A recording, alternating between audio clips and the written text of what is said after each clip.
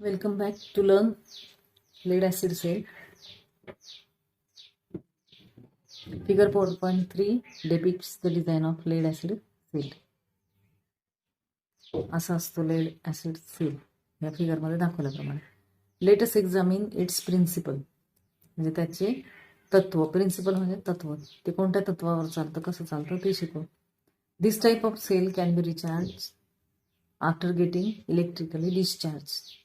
हा sale discharge झाला तरी तो परत रिचार्ज करता येतो ह्या टाईपचं सेल. आता ह्या सेलमध्ये काय काय असतं, सेल कसा तयार होतो हा ते शिकू आपण. The lead acid cell contains lead electrode and a lead oxide electrode and both are dipped in dilute sulphuric acids H2SO4. म्हणजे लेड ॲसिड सेलमध्ये lead acid cell contains a lead electrode. म्हणजे लेड ॲसिड सेलमध्ये काय काय असतं, laid electrode असतो आणि laid oxide electrode असतो. म्हणजे दोन इलेक्ट्रोड असतात. एक लेडची संज्ञा पीबी म्हणून पीबी आणि लेड ऑक्साइड PbO2. डाय ऑक्साइड, ऑक्साइडसाठी O घेतात आणि डाय शब्द इथे, डाय म्हणजे दोन. सायन्समध्ये मोनो म्हणजे एक किंवा सिंगल, डाय म्हणजे दोन आणि ट्राय म्हणजे तीन. तर इथे डाय ऑक्साइड म्हटलंय, ऑक्साइडसाठी O घेतात. लेडची संज्ञा पीबी. इथे फक्त लेड इलेक्ट्रोड आहे. हा इलेक्ट्रोड फक्त लेड पासून बनलेला आहे म्हणून इथे लेड नाव आहे पीबी. आणि हा इलेक्ट्रोड लेड ऑक्साइड पासून बनलेला आहे म्हणजे त्या लेडचं ऑक्साइड बनलेलं आहे आणि ते काय डाय ऑक्साइड म्हणून O2 घेतले. PbO2 laid dioxide. आता हे लक्षात आलं असेल. हे मुद्दाम सांगितलं कारण पुढे पुढे केमिकल्सचे असे नावं येत असतात, मग त्यांच्या संज्ञा कशा प्रकारे लिहायच्या हे लक्षात येतं. फार पाठ करायची पण गरज नाही. डाय ऑक्साइड म्हटलं की ऑक्सिजन दोनदा O2. And both are dipped in dilute sulphuric acid. आणि दोन्ही कशात डिप्ट केलेले असतात, डायल्यूट सल्फ्युरिक ॲसिडमध्ये. H2SO4 म्हणजे सल्फ्युरिक ॲसिड. सल्फ्युरिक ॲसिड कसलं काम करतं, इलेक्ट्रोलाइट. ज्या त्याचं व्यवस्थित लक्षात ठेवायचं. ड्राय सेलचं इलेक्ट्रोलाइट ते सेपरेट लक्षात ठेवायचं आणि याचं सेपरेट लक्षात ठेवायचं लेड सेलचं. कारण हे क्वेश्चन तुम्हाला एक्सप्लेन करायला येऊ शकतात. ड्राय सेल कसा तयार झालेला असतो ते सांगा, किंवा लेड ॲसिड सेल कसा असतो ते सांगा. त्यावेळेस मग हे सगळं डिटेल न्यायचं असतं. PbO2 carries a positive charge. हा इलेक्ट्रोड पॉझिटिव्ह चार्ज कॅरी करत असतो. आपण एक सर्किट डायग्राम पाहिली होती, त्यात सेल जोडल्यानंतर पॉझिटिव्ह टर्मिनल निगेटिव्ह टर्मिनल पाहिलं होतं. ड्राय सेलमध्ये पण वरचं टर्मिनल असतं पॉझिटिव्ह, खाली असतं निगेटिव्ह. ते ड्राय सेलमध्ये पण पाहिलं असतं. इथे काय आहे, लेड डायऑक्साइड जो इलेक्ट्रोड आहे त्याचं तो आहे पॉझिटिव्ह टर्मिनल. म्हणजेच तो काय करतो, पॉझिटिव्ह चार्ज कॅरी करतो. आणि पीबी नुसता लेड इलेक्ट्रोड जो आहे तो निगेटिव्ह चार्ज कॅरी करतो, म्हणजेच तो झाला negative terminal. The potential difference between these two is nearly 2 volts. Potential difference या दोन पॉझिटिव्ह निगेटिव्ह टर्मिनल मधला जो पोटेन्शियल डिफरन्स असतो तो आहे 2 volts. Because of the chemical reaction between the substances in the cell, electrical charge is produced on both the electrodes and electric current flows through the load in the circuit.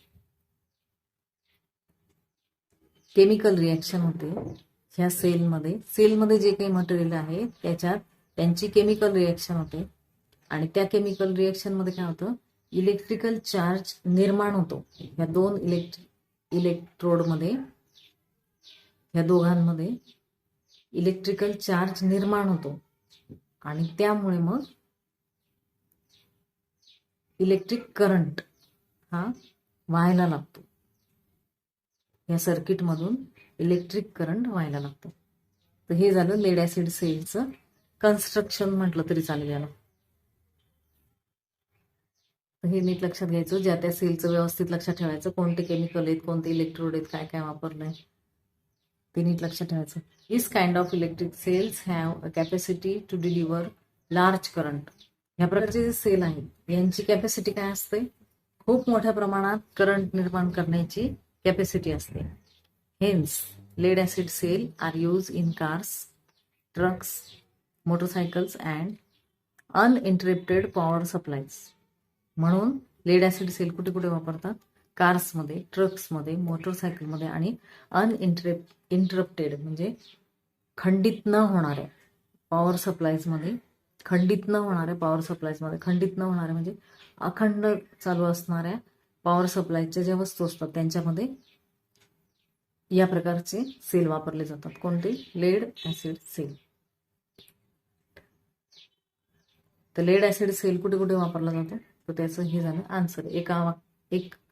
एक मार्कासाठी किंवा 2 मार्कासाठी question आला तर त्याचा answer हे NiCd sale. आता याच्यात काय, Ni म्हणजे निकेल आणि Cd म्हणजे cadmium.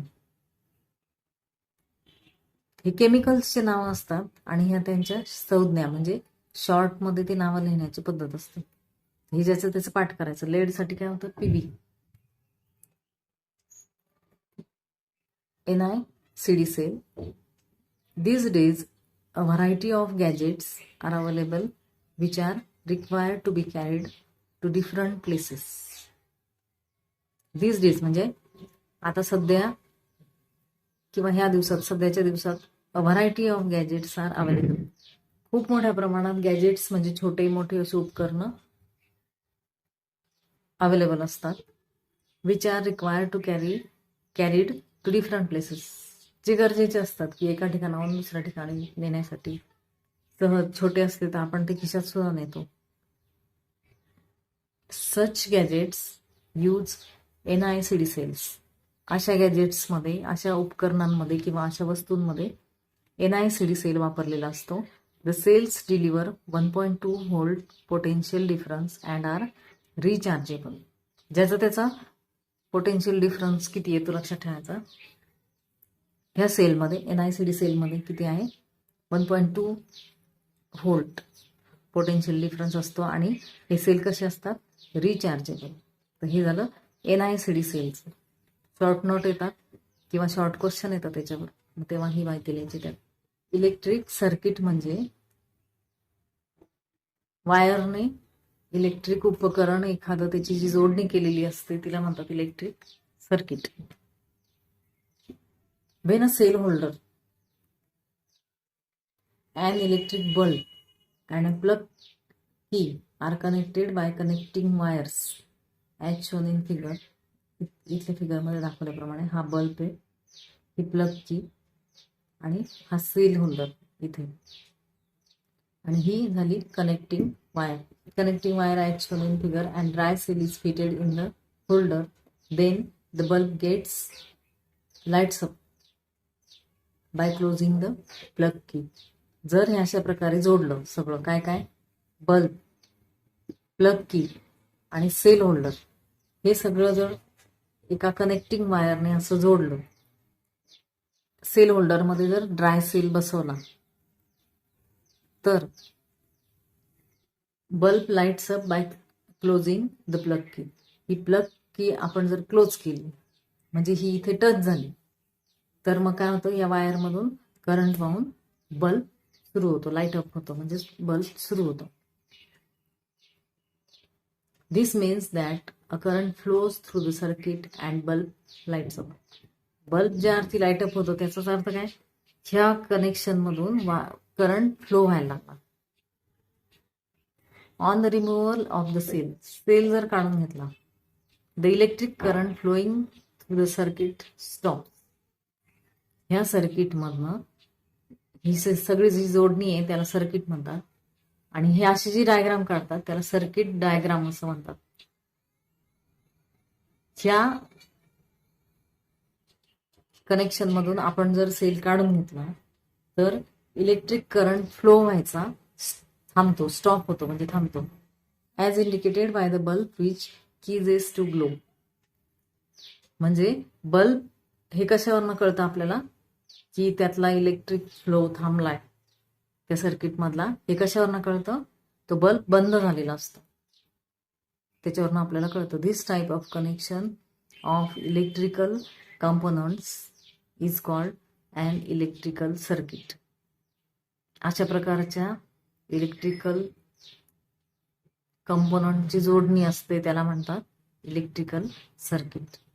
A circuit is shown in figure. The cell is shown by the symbol.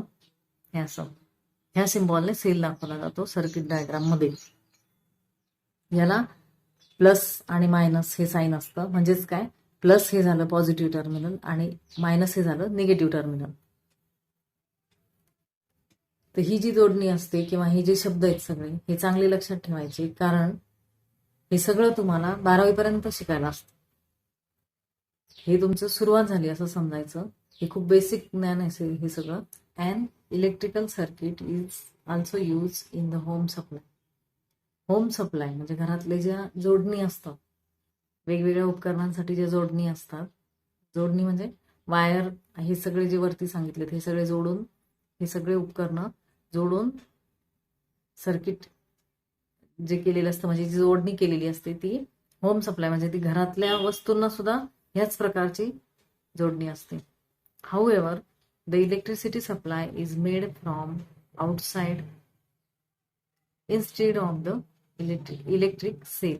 However, the electricity supply, आपल्या घरात जे उपकरणं असतात ना ते चालू करण्यासाठी ह्या प्रकारची जोडणी असते. अॅन इलेक्ट्रिकल सर्किट ही जोडणी असते, पण त्याचा जो सप्लाय असतो तो बाहेरून असतो. Instead of the electric cell, electric सेलच्या ऐवजी, इन्स्टेड ऑफ च्या ऐवजी, इलेक्ट्रिक सेलच्या ऐवजी तो सप्लाय जो असतो तो फ्रॉम आउटसाइड असतो म्हणजे बाहेरून असतो. तो आपल्याला दिसतच ना घराच्या बाहेर. रस्त्यावरचे जे मोठ्या तारा, त्या पोल खांब लावलेले असतात, त्या तारांवरनं, त्या मोठ्या खांबांवरनं आपल्या घरात इलेक्ट्रिसिटी येत असते. म्हणजे कुठून येत असते, from outside.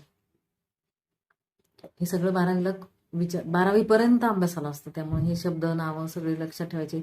Electric current, electrical circuit, flow, electric current flow करतो, असे सगळे शब्द सगळं लक्षात ठेवायचे.